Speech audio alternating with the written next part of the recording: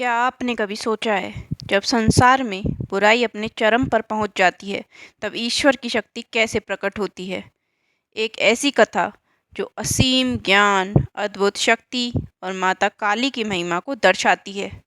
आइए हम इस रहस्यमय कथा में प्रवेश करें, जहां बुराई को मिटाने के लिए भव्य शक्तियों की आवश्यकता होती है।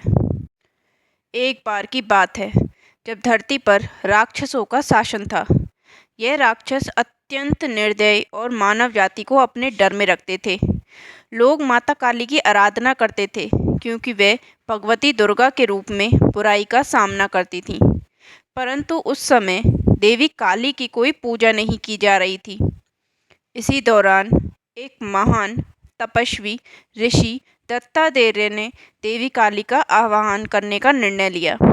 उन्होंने कई दिनों तक कठोर तप किया और अपने अटूट विश्वास के साथ माता काली को प्रसन्न करने का प्रयास किया।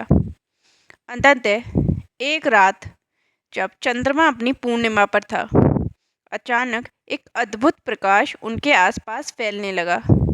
यह कोई और नहीं बल्कि स्वयं माता काली थी। माता काली के आगमन ने चारों ओर एक गूढ़ वातावरण बना दिया। उन्होंने ऋषि से कहा, भक्त, मैं तुम्हारी सेवाओं को सुनने आई हूँ।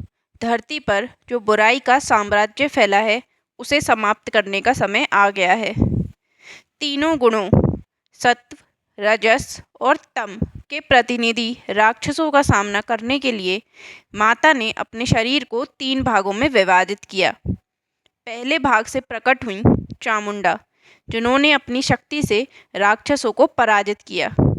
दूसरे भाग से प्रकट हुई भैरवी, जिन्होंने युद्ध में राक्षसों के मंत्र का असली अर्थ समझकर उन्हें धरती से मिटा दिया।